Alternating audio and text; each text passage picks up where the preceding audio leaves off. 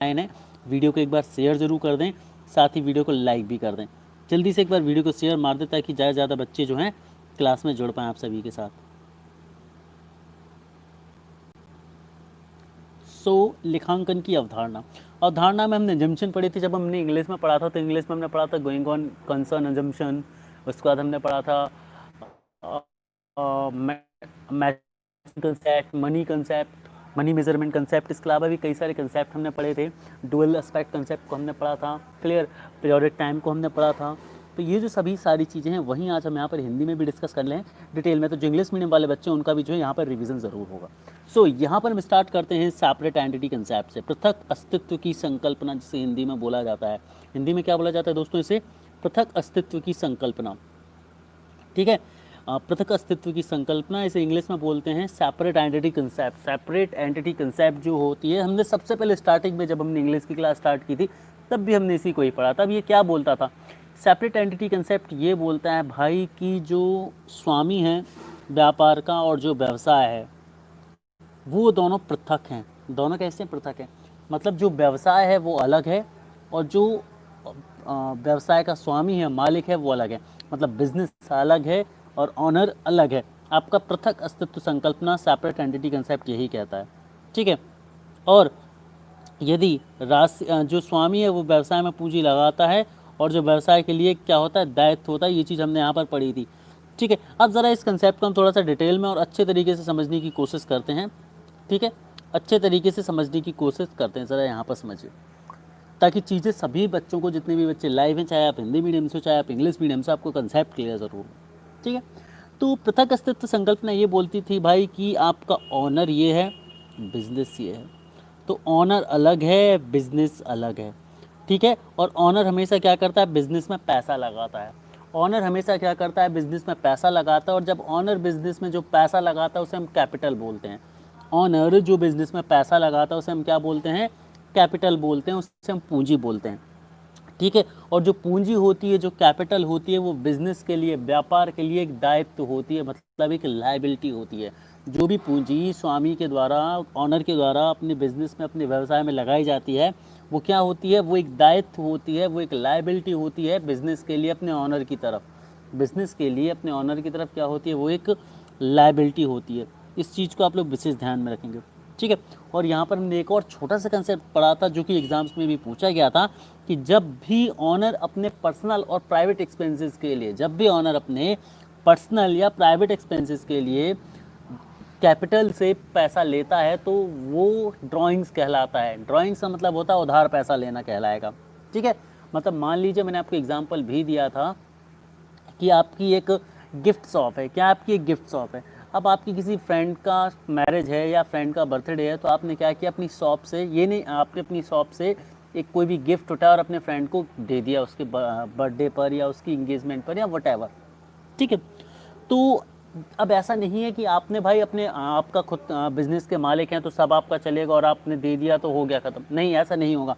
वो चीज़ जो आपने गिफ्ट लिया एक्चुअल में वो अमाउंट से डिडक्ट होगा और वो अमाउंट आपका क्या कहलाएगा? एक तरह से ड्राइंग कहलाएगा। मतलब आपने उधार लिया अपने बिजनेस से और लेटर और सूनर वो पैसा आपको अपने बिजनेस में वापस करना होगा, ठीक है। तो सेपरेट एंटिटी कंसेप्ट के तहत कुछ चीज़ें हैं जो आपको मार्क कर लेनी है। पहली चीज़ भाई, सेपरेट एंटिटी कंसेप्ट, पृथक अस्तित्व की संकल्पना ये कहता है कि व्यवसाय और स्वामी दोनों अलग अलग हैं। Honour and business are two different thing, है ना। दूसरी बात क्या बोलते हैं? पहली बात के अलावा दूसरी बात ये कि भाई यदि ऑनर है, यदि मालिक है, मालिक के जो दायित्व, मालिक के ऊपर जो लोन होंगे, जो कर्ज होंगे, उनको बिजनेस के पैसे से नहीं चुकाया जाएगा। और जो बिजनेस के लोन होंगे या कर्ज होंगे उनको मालिक की जो संपत्तियां, उन संपत्तियों को बेचकर नहीं चुकाया जा सकता। दोनों अलग अलग हैं। इससे ये भी होता है कि मान लीजिए कभी कंपनी के ऊपर किसी चीज़ को लेकर केस होता है, यदि कंपनी पर किसी चीज़ को लेकर केस होता है तो उस केस का इम्पैक्ट जो होगा वो सिर्फ और सिर्फ ऑनर पर होगा, ना कि कंपनी पर जो है वो कंपनी पर होगा, ना कि ऑनर पर, ठीक है। चलिए, अब एक चीज़ ज़रा ध्यान से समझिए। यहाँ पर जिन भी बच्चों को, एक चीज़ बता दूँ कि जिन भी बच्चों को बफरिंग का इशू आ रहा है, प्लीज़ एक बार आप लोग अपने रेजोल्यूशन को सेट करें। It will be helpful for you all. चलिए, एकता आप लेट नहीं हुए ज़्यादा, कोई बात नहीं। जो भी बच्चे लेट हैं एकता के साथ, एकता के अलावा उनको बता दूं कि लेट हो गए, कोई बात नहीं, आप लोग कंटिन्यू कर सकते हैं, ठीक है। तो यहाँ पर पृथक अस्तित्व की संकल्पना हमने देखा, ठीक है। चलिए आगे बढ़ते अगले कंसेप्ट, मुद्रा मापन की संकल्पना, मनी मेजरमेंट कंसेप्ट। मुद्रा मापन की संकल्पना या फिर मनी मेजरमेंट कंसेप्ट भी हम इसे बोलते हैं। जरा मनी मेजरमेंट कंसेप्ट को हम समझ लेते हैं अच्छे तरीके से, ठीक है। इस संकल्पना के अंदर लेखांकन में ऐसे व्यवहारों को लिखा जाता है जिनका मापन मुद्रा में किया जा सकता है। मतलब हमने सिंपल सा जब इंग्लिश में पढ़ा था तो मैंने बताया था कि भाई मनी मेजरमेंट कंसेप्ट यही बोलता है कि आप उन्हीं चीज़ों को, उन्हीं ट्रांजेक्शन्स को अपने अकाउंट्स में लेंगे जिन्हें आप मनी में मेज़र कर सकते हैं। मतलब उन्हीं ट्रांजेक्शन्स को आप अपने बही खातों में, लेखा में लेंगे जिनको आप पैसे में माप सकते हैं, जिनको आप मुद्रा में माप सकते हैं। जिन चीज़ों को आप मुद्रा में नहीं माप सकते, जिन ट्रांजेक्शन्स को आप मुद्रा में नहीं माप सकते, उनको आप अपने लेखा में नहीं लेंगे, अपने अकाउंट्स में नहीं लेंगे, और यही कहलाता है आपका मनी मेजरमेंट कंसेप्ट, ठीक है। अर्थात ऐसे व्यवहार या लेन देन जिसका मुद्रा में नहीं मापा जा सकता उसको लेखा पुस्तकों में दर्ज किया दोस्तों, दर्ज नहीं किया जाता, ठीक है ना। इसके लिए एग्जाम्पल कि व्यवसाय के लिए महत्वपूर्ण हो या नहीं, चाहे वो व्यवसाय के लिए महत्वपूर्ण हो या ना हो। तो क्या ये चीज़ें यहाँ पर आपको समझ आ रही हैं दोस्तों सभी को? मतलब वो सारी चीज़ें जो मनी में मेजर नहीं की जा सकती उन्हें आप अपने अकाउंट में नहीं ले सकते, चाहे वो कितनी ही इंपॉर्टेंट क्यों ना हो आपके बिजनेस के लिए, ठीक है। आपके बिजनेस के लिए कितनी भी इंपॉर्टेंट हो, लेकिन यदि उन चीज़ों को मनी में आप मेजर नहीं कर सकते तो आप उनको अपने अकाउंट्स में नहीं लिख सकते हैं। यही आपका कहलाता है मनी मेजरमेंट कंसेप्ट, ठीक है। मनी मेजरमेंट कंसेप्ट हमने उस समय भी काफ़ी अच्छे से पढ़ा था बच्चों। आगे बात करते हैं निरंतर संकल्प की अवधारणा, निरंतर संकल्पना की अवधारणा, निरंतरता की संकल्पना भी जिसे हम बोल सकते हैं, जिसे हम बोलते हैं गोइंग कंसर्न अजम्पशन या गोइंग कंसर्न कंसेप्ट। काफ़ी सिंपल सा कंसेप्ट है, इतने अच्छे से पढ़ा चुका हूँ, ये सभी बच्चों को रटे होने चाहिए। देखिए गोइंग कंसर्न ये बोलता है कि भाई एक जो बिज़नेस है वो अनिश्चित कालीन के लिए चलता है, अनिश्चित काल के लिए चलता है। मतलब एक बिज़नेस जो है वो इन्फिनिट टाइम के लिए चलता है, ना तो उसको बंद किया जा सकता और ना ही उसको बंद करने का कोई इंटेंशन होना चाहिए। यही कहलाता है आपकी निरंतरता की संकल्पना, है ना। मतलब इस संकल्पना के अंतर्गत व्यवसाय की स्थापना यह मानकर की जाती है कि व्यवसाय अनंत वर्षों तक चले, अर्थात निरंतर जो है वो चलता रहेगा, और व्यवसाय की स्थापना को एक निश्चित वर्षों में मानकर नहीं की जा सकती। मतलब आप ऐसा नहीं करेंगे कि आप जब भी कोई बिज़नेस खोलते तो आप ये सोचते ना कि मैं इस बिज़नेस से बहुत सारा पैसा कमाऊंगा और ये बिज़नेस बहुत आगे जाएगा। कभी हम ये थोड़ी सोचते कि ये बिज़नेस मैं सिर्फ 2 साल करूंगा या कुछ भी एक लिमिटेड, या ये बिज़नेस सिर्फ 5 साल चलेगा मेरा, है ना। तो ऐसा नहीं होता। जब भी आप एक व्यवसाय बनाते हैं तो उस एक व्यवसाय के लिए आप एक निरंतरता बना के रखते हैं कि भाई ये जो व्यवसाय है ये अनंत समय तक के लिए जो है चलता रहेगा। मैं नहीं रहूँगा लेकिन ये व्यापार चलता रहेगा। हम सभी देख रहे हैं कि भाई बहुत सारी कंपनियां ऐसी हैं, जैसे कि हम रिलायंस इंडस्ट्री की बात करें तो धीरूभाई अंबानी ने रिलायंस इंडस्ट्री जो है वो चालू की थी। आज धीरूभाई अंबानी नहीं है, फिर भी रिलायंस इंडस्ट्री जो है वो चल रही है ना। तो इस चीज़ को आपको समझना होगा। JRD टाटा ने टाटा शुरू किया था तो JRD टाटा नहीं है, लेकिन फिर भी जो है वो चल रही है। Thank you Neeraj Raman, thank you very much. जी हाँ, जो इन्फाइनाइट टाइम तक जो है बिजनेस आपका चलेगा, इस चीज़ को आपको विशेष ध्यान रखना है, ठीक है। तो निरंतरता, गोइंग ऑन कंसर्न, निरंतरता की संकल्पना यही कहती है कि एक जो व्यापार होता है वो एक निश्चित अनिश्चित अंतराल के लिए चलता है, उसके भविष्य में खत्म होने की कोई संभावना नहीं होती, और इस चीज़ को मानकर उसे शुरू भी नहीं किया जाना चाहिए और ना ही किया जा सकता है। आगे बात करते हैं अकाउंटिंग पीरियड कंसेप्ट, लेखांकन की अवधि संकल्पना। अब देखिए हमने यहाँ पर निरंतरता की संकल्पना को पढ़ा, उसी के साथ हम इसको यहाँ पर पढ़ते हैं, किसको, आपकी लेखांकन अवधि संकल्पना को। अब दोनों को समझिए जरा, दोनों में रिलेशन क्या है। देखिए हमने क्या बोला कि भाई व्यापार जो है वो अनंत समय तक चलेगा, ठीक है। तो भाई जब हम व्यापार जब समाप्त होता है तभी हम उसमें प्रॉफिट और लॉस डिस्कस कर पाते कि भाई हमें कितनी लाभ हुई, कितनी हानि हुई। तो क्या व्यापार अनंत समय तक चलेगा? तो क्या हम अनंत समय तक लाभ और हानि का निर्धारण ही नहीं करेंगे? ठीक है, क्या हम इंतजार करेंगे कि जब 200 साल बाद व्यापार यदि खत्म होगा तब हम लाभ हानि देखेंगे कि इस व्यापार ने कितना लाभ कमाया और कितनी हानि कमाई, और तभी जो है वो हम अपने जो पार्टनर्स होंगे उनको उनका हिस्सा देंगे? ऐसा नहीं होता। क्यों नहीं होता? क्योंकि देखिए व्यापार तो अनंत समय तक चलेगा, लेकिन फिर व्यापार में लाभ हानि आय व्यय का यदि लेखा रखना है तो कैसे रखा जाएगा? तो उसके लिए लेखांकन अवधि की संकल्पना की गई कि भाई व्यापार तो एक इन्फिनाइट टाइम तक चलने वाली एंटिटी है, एक अनंत समय तक चलने वाली बस चीज़ है। तो फिर क्या किया जाना चाहिए?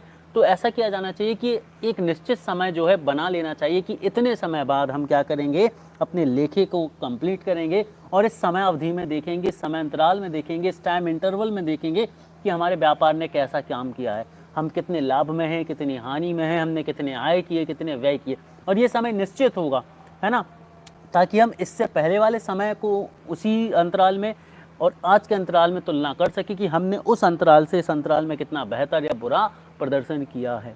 ठीक है, तो जो अकाउंटिंग पीरियड होता है वहाँ उसकी यहाँ पर बात कर रही है। तो अब देखिए अकाउंटिंग पीरियड दो तरह से होता है। ठीक है, अकाउंटिंग पीरियड जो है वो दो तरह से होता है। ठीक है, पहला तो होता है आपका कैलेंडर ईयर, ठीक है, और दूसरा होता है आपका फाइनेंशियल ईयर। ठीक है, वित्तीय वर्ष होता है और एक आपका कैलेंडर वर्ष होता है। ठीक है, तो जो वित्तीय वर्ष होता है वो आपका 1 अप्रैल से 31 मार्च तक चलता है, और सभी कंपनियां जो हैं अपने लेखे 1 अप्रैल से 31 मार्च तक के लिए बनाती हैं। मतलब 1 अप्रैल को अपने खाते खोलती हैं और 31 मार्च को अपने खाते बंद करती हैं, और 1 अप्रैल से 31 मार्च तक का जो समय होता है वो फाइनेंशियल ईयर या वित्तीय वर्ष कहलाता है। और हर एक कंपनियाँ जो हैं वो इसमें अपने लेखा जोखा करती हैं कि इस समय अवधि के दौरान उन्होंने कितना लाभ या हानि अर्जित किया है, उनके एक्सपेंसेस क्या थे, उनके प्रॉफिट क्या थे, उनके लॉसेस क्या थे और उनके इनकम्स क्या रही। ठीक है, इसे वित्तीय वर्ष कहा जाता है। तो क्या ये चीज़ें हिंदी में क्लियर हो रही हैं सभी मेरे प्यारे बच्चों को? फर्स्ट एंड लास्ट से मैं रिक्वेस्ट करूंगा बच्चे आप पढ़ाई पर ध्यान दें।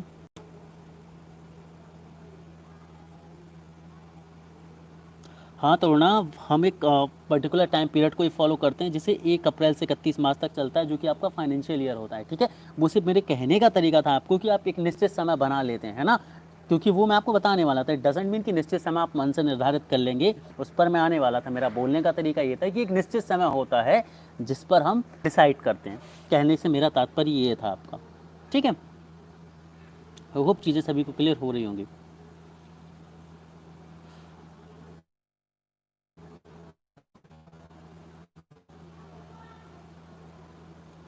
ओके, प्रॉब्लम आ रही है इससे रिलेटेड, प्लीज़ एक बार अपने कनेक्शन को चेक करें।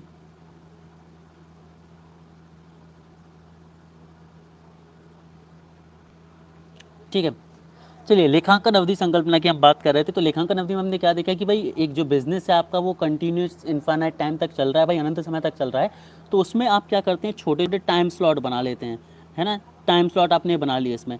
ठीक है, और हर एक टाइम स्लॉट को आप क्या बोलते हैं, एक फाइनेंशियल ईयर बोलते हैं। फाइनेंशियल ईयर या फिस्कल ईयर आप जिसे बोलते हैं। ठीक है, जिसे हिंदी में वित्तीय वर्ष बोलते हैं, जो कि 1 अप्रैल से 31 मार्च तक चलता है। ठीक है, 1 अप्रैल से 31 मार्च तक चलता है, ये आपको याद रखना पड़ेगा। ठीक है, इसके साथ ही ये चीज़ भी आप सभी को याद रखनी है कि जितनी भी कंपनियां होती हैं, जितने भी वित्तीय संस्थान होते हैं, उनके लिए कंपलसरी होता है कि वो 1 अप्रैल से लेकर 31 मार्च तक ही अपना फाइनेंशियल ईयर लें, अपना वित्तीय वर्ष लें। इन संस्थाओं के अलावा बाकी की जो संस्था है उनके पास एक ऑप्शन होता है कि वो 1 जनवरी से लेकर 31 दिसंबर को भी अपना एक टाइम पीरियड कैल्क बना सकती हैं, अपनी लेखांकन अवधि बना सकती है। लेकिन जितनी भी कंपनियां होंगी, जितने भी फाइनेंशियल इंस्टीट्यूशन होंगे, उनके लिए निर्धारित किया गया है कंपनी लॉज में कि भाई आपको 1 अप्रैल से लेकर 31 मार्च तक ही अपनी वित्तीय वर्ष को निर्धारित करना है। अब देखिए वित्तीय वर्ष से फ़ायदा क्या होता है, मान लीजिए 2019 1 अप्रैल 2019 से 31 मार्च 2020 तक एक अकाउंटिंग वर्ष था। ठीक है, तो इसमें कंपनी ने कितना लाभ या हानि अर्जित किया। अब 1 अप्रैल 2020 से लेकर 31 मार्च 2021 तक अगला अकाउंटिंग पीरियड होगा। तब क्या कर सकती है कंपनियां, पिछले अकाउंटिंग पीरियड में तुलना कर सकती है कि उन्होंने किस तरह की परफॉर्मेंस दी, उनके लाभ हानि क्या रहे। ठीक है, तो इससे फ़ायदा क्या होता है, जब भी पार्टनर्स होते हैं वो एक पर्टिकुलर टाइम पीरियड पर अपना फ़ायदा नुकसान निकाल पाते हैं, अपनी ग्रोथ रेट देख पाते हैं। जो इन्वेस्टर्स होते हैं उन्हें पता होता है कि कंपनी कैसा परफॉर्म कर रही है, उसमें हमें इन्वेस्टमेंट करना है या डिसइन्वेस्टमेंट करना है, मतलब कंपनी में हमें निवेश करना है या अपने पैसे को वापस खींचना है। तो ये जो सारी चीज़ें होती हैं ये कहीं ना कहीं लेखांकन अवधि की वजह से संभव हो पाती है। तो यदि लेखांकन अवधि क्लियर है तो मुझे लाइव चैट के थ्रू सभी प्यारे बच्चे जो हैं बताएंगे फास्ट।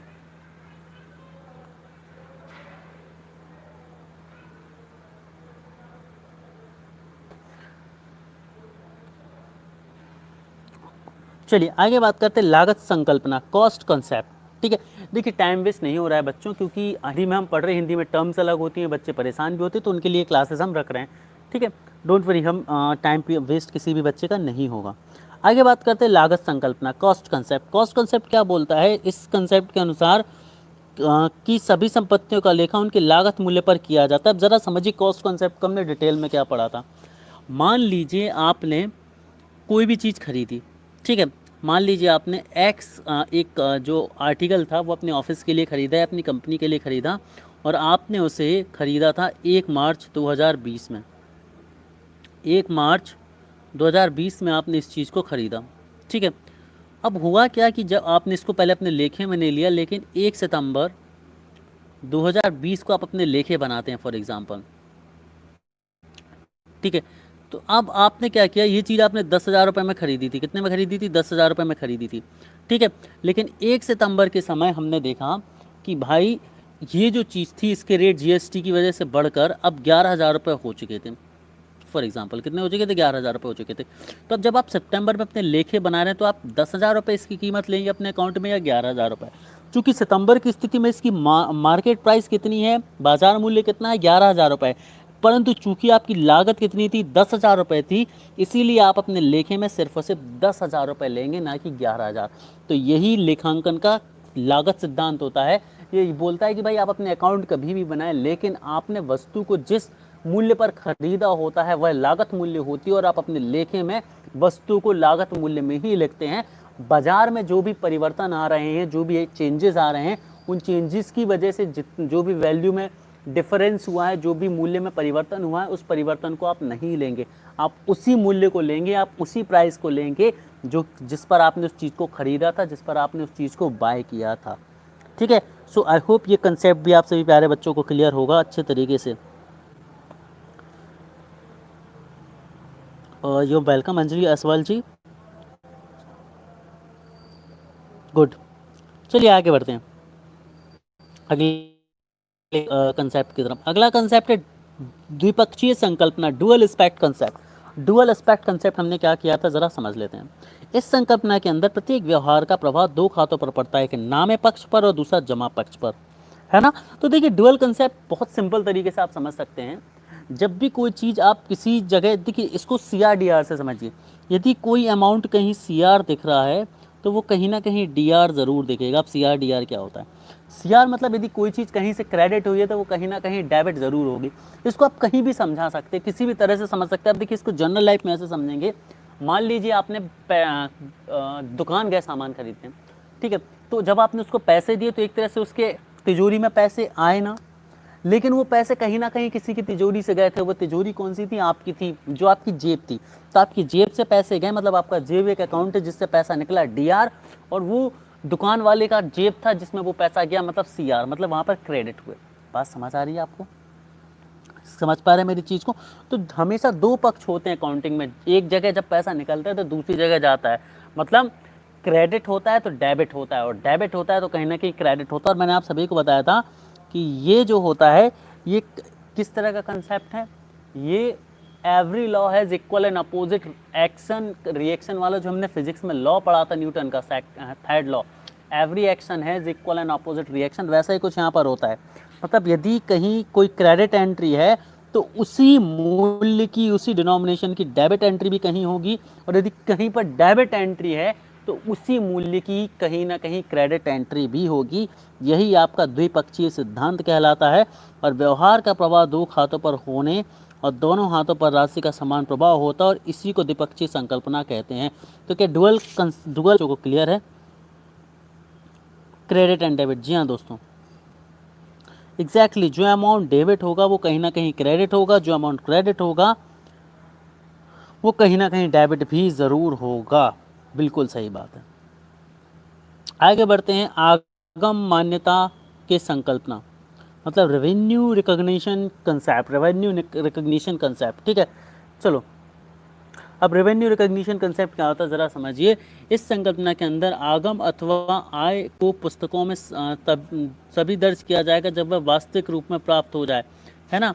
मतलब ये होता है कि भाई रेवेन्यू रिकॉग्निशन का मतलब ये होता है कि भाई जब रेवेन्यू आपको फिजिकली आपके पास होगी तभी आप उसको अपने अकाउंट में लेंगे। मतलब ऐसा नहीं होगा कि जो चीज़ नहीं आई उसे आप ले लें। फॉर एग्जांपल आप मान लीजिए अपने अकाउंट बना रहे हैं और आप 31 मार्च पर अपने अकाउंट को क्लोज कर रहे हैं, ठीक है।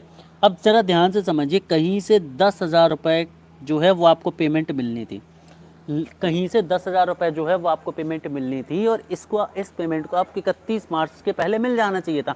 लेकिन किन्हीं कारणवश वो पेमेंट आपको नहीं मिली और वो आपको अप्रैल में, मई में, आने वाले महीनों में मिलने की संभावना थी। तो क्या आप उसको अपने अकाउंट में लेंगे? जल्दी से मुझे लाइव चैट के थ्रू नोटिफाई कीजिए। जो पैसा आपको आने वाले समय में मिलने वाला था परंतु नहीं मिला है 31 मार्च की स्थिति पर, तो 31 मार्च की बैलेंस शीट बनाते समय, अकाउंट्स बनाते समय, क्या आप उसमें 10,000 की एंट्री को लेंगे? बताइए मुझे जल्दी से, बताइए ज़रा।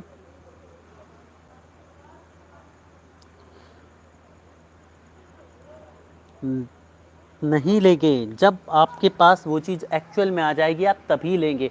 मतलब जब 10,000 का पेमेंट आ जाएगा तभी आप अपने खाते में लेंगे। यदि आपके पास नहीं है और आने वाला है तो ऐसा नहीं है कि भाई पेमेंट आने वाला है खाते में पहले लिख देते हैं, ऐसा नहीं होगा। ठीक है, इस चीज़ को आप ध्यान रखेंगे।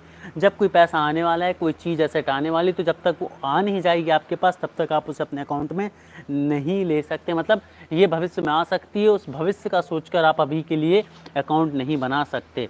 इस चीज़ को ध्यान रखेंगे सभी बच्चे। आई होप चीज़ें जो हैं सभी प्यारे बच्चों को समझ आ चुकी होगी। गुड, पेमेंट होने के बाद ही अकाउंटिंग करेंगे, वेरी गुड। आगे बढ़ते हैं।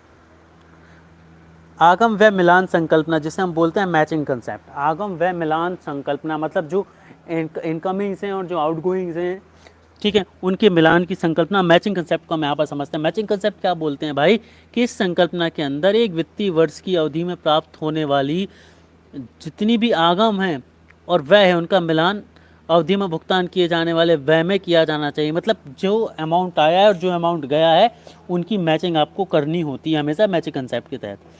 उपार्जन संकल्पना, एक्यूरल कंसेप्ट। एक्यूरल कंसेप्ट क्या होता है कि भाई संकल्पना के अंदर प्रत्येक व्यवहारों का लेखा उसके अधिकृत होने के समय, उपस्थित होने के समय पुस्तकों में दर्ज किया जाता है। अब एक्यूरल एजम्पशन मैंने सभी प्यारे बच्चों को पढ़ाया, मुझे लाइव चैट के थ्रू जल्दी से आंसर दीजिए सभी प्यारे बच्चे, सभी प्यारे बच्चे मुझे आंसर दीजिए, फास्ट फास्ट फास्ट मुझे आंसर दीजिए। एक्यूरल कंसेप्ट क्या होता था? कविता, कैलेंडर ईयर का मतलब होता है 1 जनवरी से लेकर 31 दिसंबर का जो टाइम होता है वो कैलेंडर ईयर होता है, और 1 अप्रैल से लेकर 31 मार्च तक का जो टाइम होता है वो आपका फाइनेंशियल ईयर कहलाता है। Very good, very good Neeraj Raman, correct answer.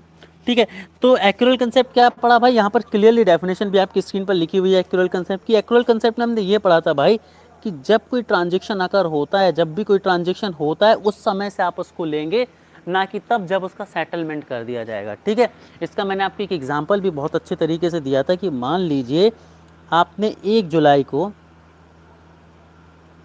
एक कंसाइनमेंट मंगाया, आपने 1 जुलाई को एक कंसाइनमेंट मंगाया।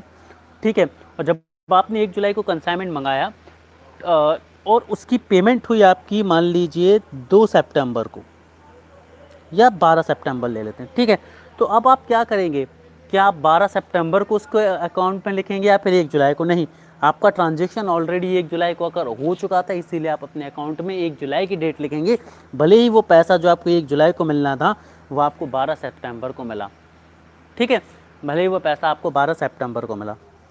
ठीक है, चलिए इसको एक दूसरे एग्जांपल से भी मैं बता देता हूँ कि आप एक कंपनी एक्स हैं और यहाँ पर एक बाय है। ठीक है, अब आपने क्या किया, एक कंपनी को 10 कारें भेजी। ठीक है, और 10 कारें आपने कंपनी को भेज दी थी 10 जुलाई को। ठीक है, 10 कारें 10 जुलाई को आपने भेज दी थी। ठीक है, और आपको पेमेंट जो था वो एक्सपेक्टेड था कि 11 तारीख को आपको पेमेंट मिलना चाहिए, लेकिन वो पेमेंट आपको, ट्रांजेक्शन तो आपको 10 को हो गया, लेकिन आपको जो पेमेंट मिला वो आपको मान लीजिए 2 महीने बाद मिलता है। तो जब आप अपने अकाउंटिंग बनाएंगे तो आप अपने अकाउंटिंग में डेबिट एंट्री किस डेट की शो करेंगे, ट्रांजैक्शन किस डेट पे शो करेंगे?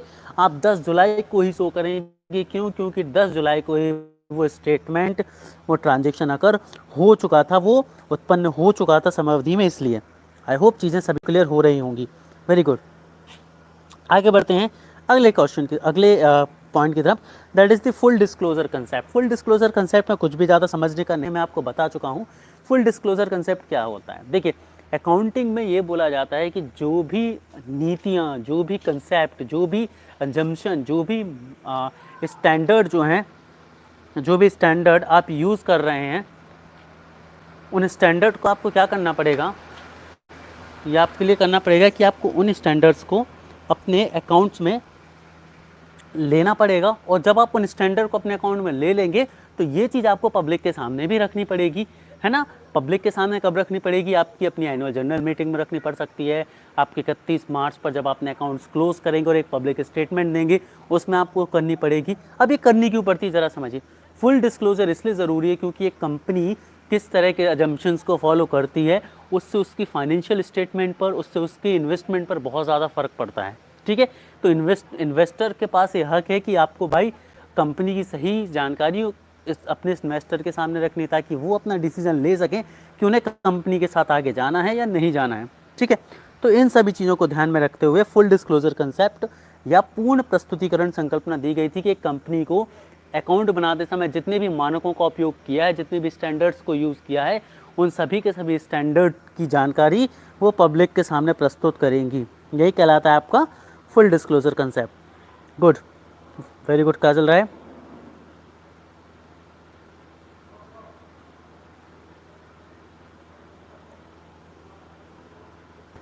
ठीक है, यहाँ तक क्लियर है क्या सभी बच्चों को? एग्जैक्टली सारी इंपॉर्टेंट इन्फॉर्मेशन को आपको डिस्क्लोज करना पड़ता है। बात करते हैं कंसिस्टेंसी कंसेप्ट। कंसिस्टेंसी कंसेप्ट काफ़ी ज़्यादा ईजी है। कंसिस्टेंसी कंसेप्ट ये बोलता है कि देखिए बिजनेस इन्फिनाइट टाइम तक के लिए चल रहा है, तो जब आप बिजनेस में हर साल अकाउंटिंग पीरियड में, जिसे हम वित्तीय वर्ष या फाइनेंशियल ईयर बोलते हैं, उसमें जब आप अपने अपने अकाउंट बनाते हैं तो उस अकाउंट बनाते समय आप कुछ चीज़ों उपयोग करते हैं। जैसे आप यदि बात करें अकाउंट बनाने में या फिर आप डेप्रिसिएशन लगाने में जो मेथड यूज़ करते हैं, तो वो आपको वही के वही मेथड आगे आने वाले समय में भी लगाते रहने होंगे। ठीक है, ये ज़रूरी है। क्यों? क्योंकि आपकी कंसिस्टेंसी बनी रहे और आप इस बार अपने जो परफॉर्म की हुई है उसको अगले साल से कंपेयर कर सकें या पिछले साल से कंपेयर कर सकें।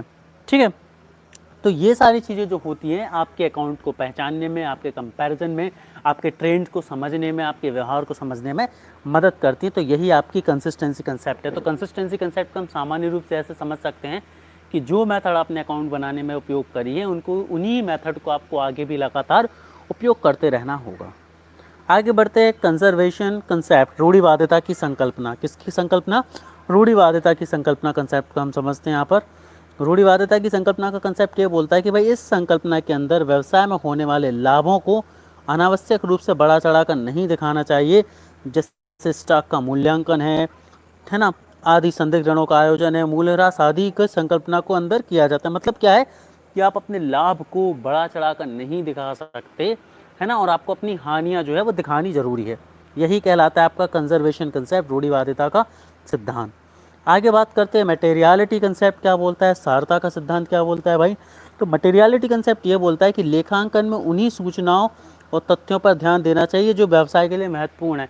मतलब इसको हम ऐसा बोल सकते हैं भाई कि आपको सिर्फ वही चीज़ें रखनी है जो बिज़नेस के लिए इंपॉर्टेंट है, बिज़नेस के पॉइंट ऑफ व्यू से इंपॉर्टेंट है। मतलब वही इंफॉर्मेशन मटेरियल कहलाएगी जिससे आपके बिजनेस पर फ़र्क पड़ सकता है, आपके इन्वेस्टमेंट पर फ़र्क पड़ सकता है, आपके निवेशकों पर फ़र्क पड़ सकता है।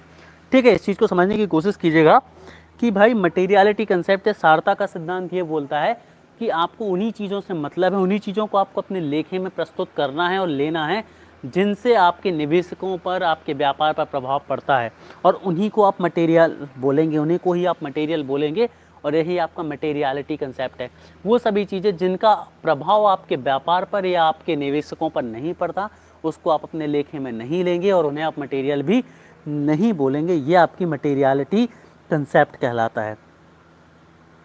एग्जैक्टली जो डिसीजन मेकर को हेल्प कर सके कि आपकी कंपनी के साथ जाना कहाँ है और कितनी दूर तक जाना है, वही।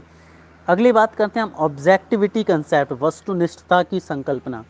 अगला जो कंसेप्ट है that is the objectivity concept, वस्तुनिष्ठता की संकल्पना। तो ये संकल्पना ये बोलते हैं कि इस संकल्पना के अंदर व्यवसाय में लिखे जाने वाले प्रत्येक व्यवहार को उनके प्रमाणकों के आधार पर लिखा जाना चाहिए, जो कि प्रमाणक है रसीद है, बीजक है आदि। मतलब ये होता है जब भी आप अकाउंटिंग बनाते हैं तो अकाउंटिंग में बाउचरिंग की जाती है। बाउचरिंग में मतलब आप एक बाउचर बनाते हैं कि आपने पैसे को यहाँ से डेबिट किया, पैसे को यहाँ पर क्रेडिट किया। तो जब आप ये सारी चीज़ें लिखते हैं डेबिट और क्रेडिट की, तो यहाँ पर आपको उसके साथ कुछ ऐसी चीज़ें लगानी होती हैं जिससे प्रमाणित हो कि आपके द्वारा किया गया डेबिट या क्रेडिट बिल्कुल सही है। जैसे जिन लोगों ने बैंक में जॉब की होगी, जैसे मैंने पहले बैंक में जॉब की है ना, एज अ पीओ, तो हम जब भी कुछ अकाउंटिंग करते थे, हम एक अकाउंट को डेबिट करते थे और दूसरे को क्रेडिट करते थे, तो उसके साथ हमें वो प्रमाणितकरण लगाने होते थे कि हमने किस वजह से इस अकाउंट को डेबिट किया है और किस वजह से इस अकाउंट को क्रेडिट किया है।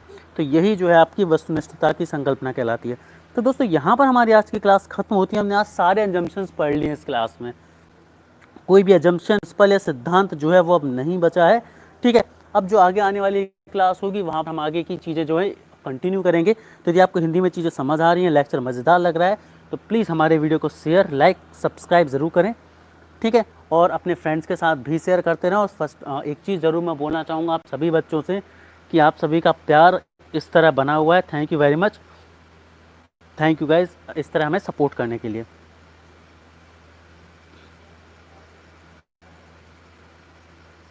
एक तो आपको यदि कुछ समझ नहीं आए तो वो हो सकता है हिंदी की प्रॉब्लम हो, तो आप इंग्लिश वाली एक बार क्लास ज़रूर देखें, और कोई डाउट होता है तो आप डाउट भी क्लियर कर सकते हैं। Thank you guys, thank you very much.